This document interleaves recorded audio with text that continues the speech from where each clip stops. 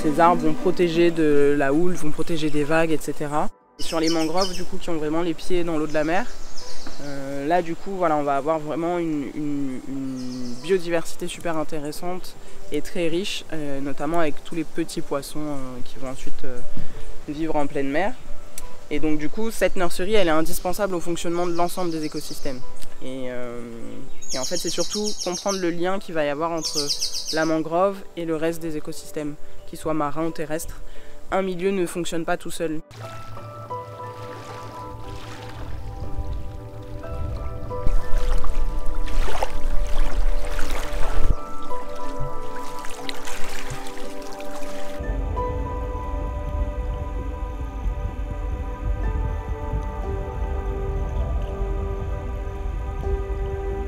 On va avoir tendance à combler les milieux humides parce que du coup ils sont pas constructibles.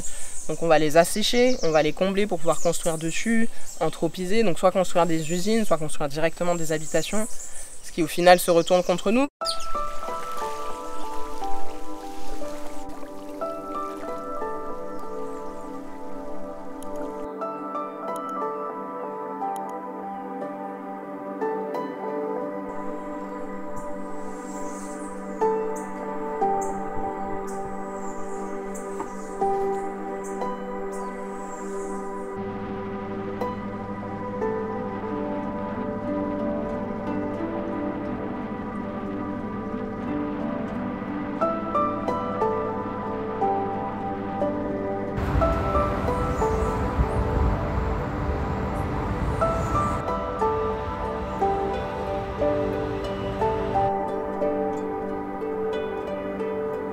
Il a été convenu de restituer à peu près une vingtaine de mètres sur toute la longueur du site, donc un peu plus de 1500 mètres carrés de mémoire, d'accord, pour lequel nous avons replanté un petit peu et la nature a fait le reste.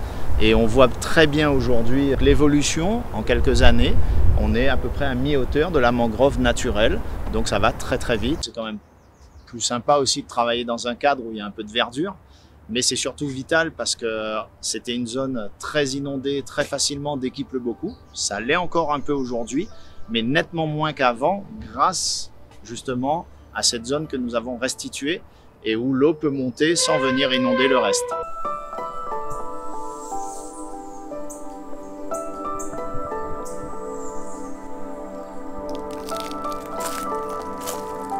Sur Jarry, ce qui est assez remarquable, c'est qu'on avait des endroits qui servaient de lieu de stockage de conteneurs, de carcasses de voitures, de tout un tas de choses avec des remblais.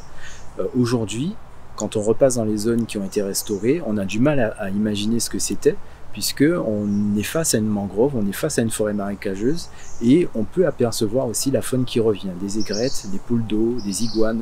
On a vraiment une vie qui reprend en quelques années. Cet entrelac en fait de racines permet aussi de freiner les vagues lorsqu'on est face à des cyclones ou des tsunamis.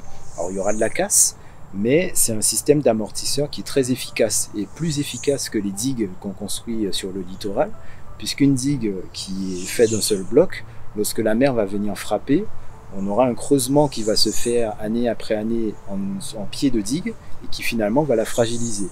Alors que le palétuvier, lui, laisse passer une partie de la vague, mais en la freinant.